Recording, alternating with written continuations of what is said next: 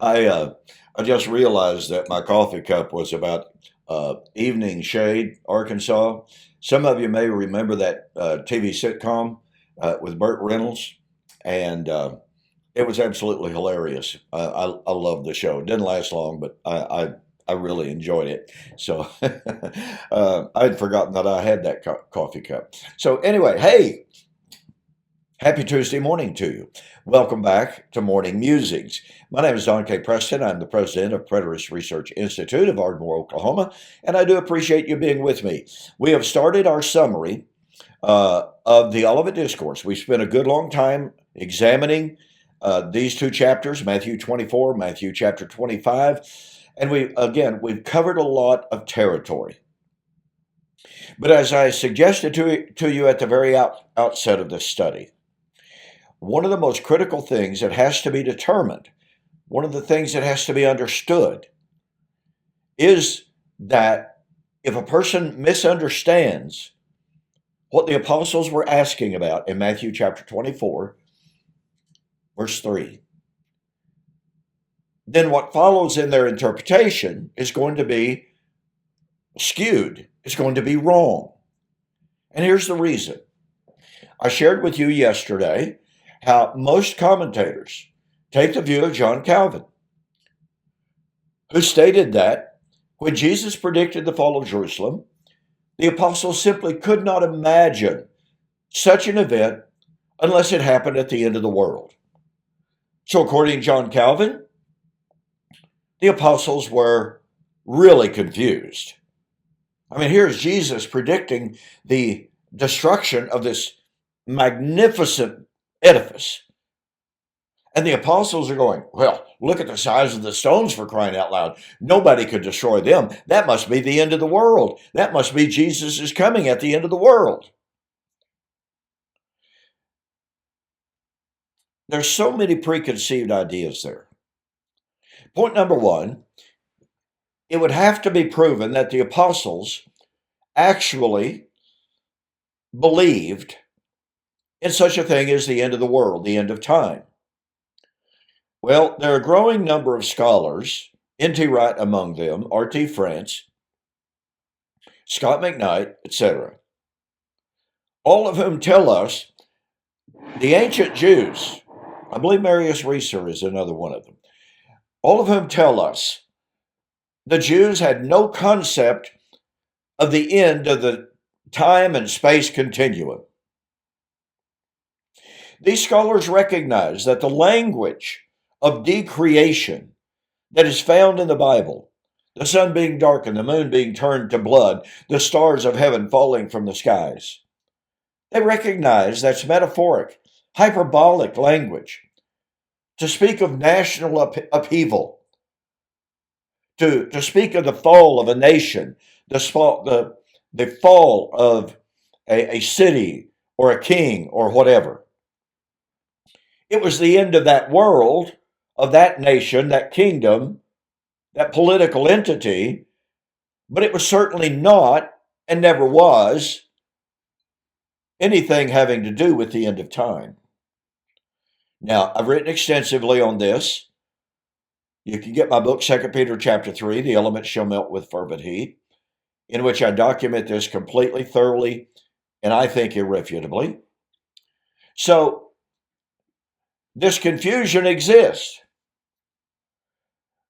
There is the belief that the Jews believed in the end of time, when in fact that can be seriously challenged on the most academic of levels. Now, if the apostles, ladies and gentlemen, if the apostles didn't actually believe that there was going to be such a thing as the end of time, then they didn't believe Jesus was going to come at the end of time. Right? That's, yeah, that doesn't work at all, does it? Secondly, it is being assumed by the modern commentators that when the apostles were talking about your coming and the end of the age,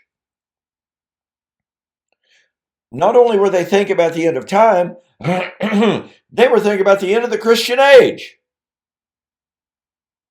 Because after all, we are living today in the Christian age, the age of the new covenant, the age of the Messiah, whichever term you'd like to use. I get a bang out of those people who say, well, there's no such term as new covenant age. There's no such term as Christian age in the New Testament. And my response to that is, so what? This is one of those arguments, missing words, different word hermeneutic, which is fallacious to the core. Are we living during the time of the new covenant? Well, who's going to deny that as a Christian? Are we living in the age identified by the new covenant? Well, yes. Just as the law of Moses characterized the age in which the Jews lived under Moses, and therefore it was the Mosaic covenant age, we today are living under the new covenant age, the new covenant of Christ, and the age characterized by, defined by that new covenant. So this is just another one of those examples, ladies and gentlemen, in which people are so desperate to avoid some of the obvious truths of Scripture that they just make up new hermeneutical rules. And they try to tell us, well, look, Preston, you're wrong because there is no such thing in the Bible as a term Christian age or New Covenant age. Well, there's no such thing as a Messianic age either. But some of these same people believe that we're in the Messianic age. Okay, so here's what I want to ask you to consider. We covered this initially, but again, we're summarizing here of some of the more critical points that we have seen in our study of the Olivet Discourse. I want you to ask yourself the question, what age did that Jerusalem temple, standing at the time that Jesus spoke of its coming demise, what age did that temple represent? Well, guess what, ladies and gentlemen? That temple did not represent or symbolize the new covenant age. It didn't represent the new covenant at all. Now realize that the Ark of the Covenant was not in the temple of Jerusalem at the time Jesus spoke, at the time Jesus lived. A little bit of a digression here. I was reading something just this last weekend. One more time, and it goes on and on and on. People claiming, well, we now know where the Ark of the Covenant is. Yep, we now know where the Ark of the Covenant is. It's going to be revealed just any time. And my response is, no, you do not know where the Ark of the Covenant is. According to Jeremiah chapter 3, 15 and 16, the Ark was destroyed. And the Ark will never be built again. Go there, read it for yourself. So, that little digression there, now look, I watch all of these History Channel, Learning Channel, I watch all the shows in which somebody's saying, boy, the search for the Ark of the Covenant is ongoing, and some people think they know where it's at, et cetera, et cetera, et cetera, and I just have to chuckle.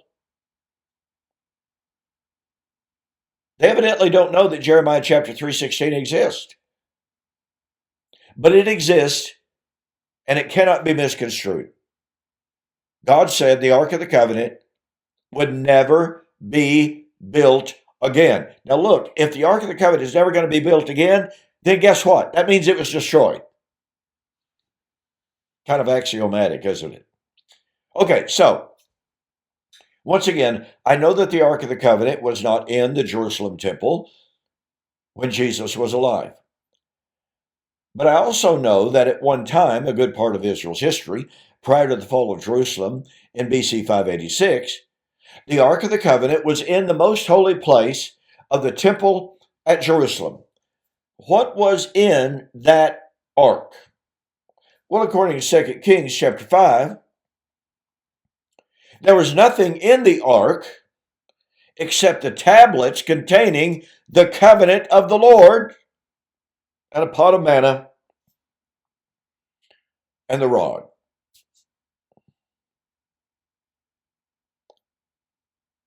Ask yourself the question, if the only thing in the temple most holy place was the Ark of the Covenant, which contained the two tablets on which Moses wrote the Ten Commandments. Okay, somebody's going to come up and say, no, Don. God wrote those tablets with his own finger. Okay, that's fine. Okay, not going to argue about that. What the fact is, the Ark of the Covenant held the Ten Commandment covenant. Didn't hold a copy of the good old King James translation. Did not contain anything that symbolized and represented the new covenant. Now, why do I ask that question, ladies and gentlemen? It is because the question has to be answered.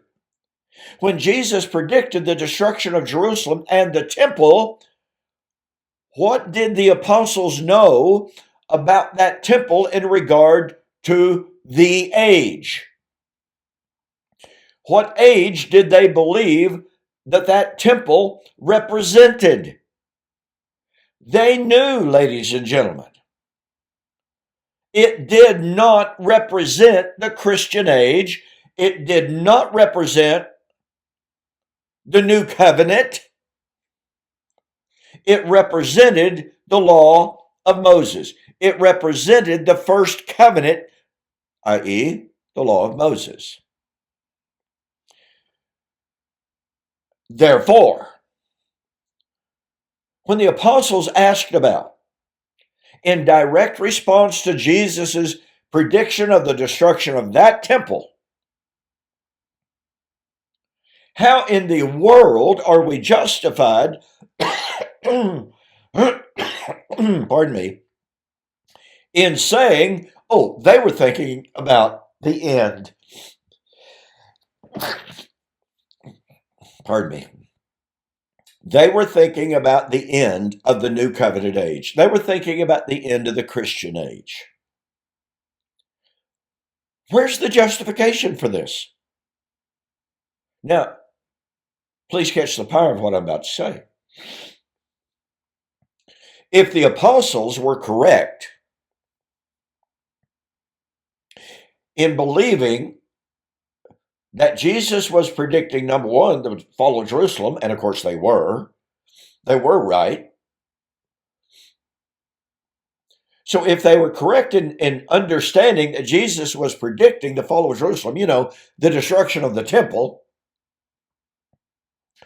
and if they were not thinking about the end of the Christian age or the end of time, but they were in fact thinking about the end of the age that temple represented, that means they connected Jesus's parousia with the end of the old covenant age.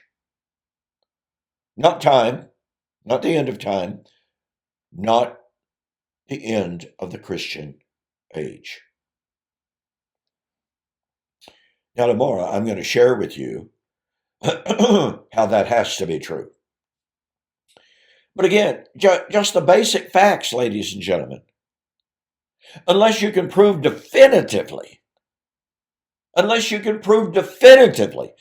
the apostles were thinking about the end of time and the end of the new covenant age, instead of thinking about the age that Jerusalem temple represented, then it has to be admitted that the apostles, in asking, when shall these things, i.e. the fall of Jerusalem, when shall these things be? What shall be the sign of your parousia and the end of the age? The end of the age represented by this temple, i.e. the old covenant age. And I want to tell you, once we accept that premise, that the apostles were not asking about the end of time or the end of the Christian age. Once we accept that they were asking about the end of the age represented by that Old Covenant temple, that means that Jesus' parousia would come to an end, or come at the end of the Old Covenant age, when Jerusalem was destroyed. It's powerful stuff. Hey, listen, do not forget my August 2-book special, The Resurrection of Daniel, chapter 12, verse 2, fulfilled our future. We shall meet him in the air, the wedding of the King of Kings. And normally, all right, if you purchase those books separately, paid shipping on each of them independently, you'll be spending over $57. The month of August 2023, U.S. orders only, total delivered price, $45. Save yourself over $12, ladies and gentlemen. And look, these books cover a lot of this material. So, or go to my website, donkpreston.com, bibleprophecy.com. Order those 2 books by clicking on the banner right at the very top. There's a wealth of information here you're not going to find anywhere else. Okay? Thanks for joining me on this Tuesday. I'll see you on the flip side.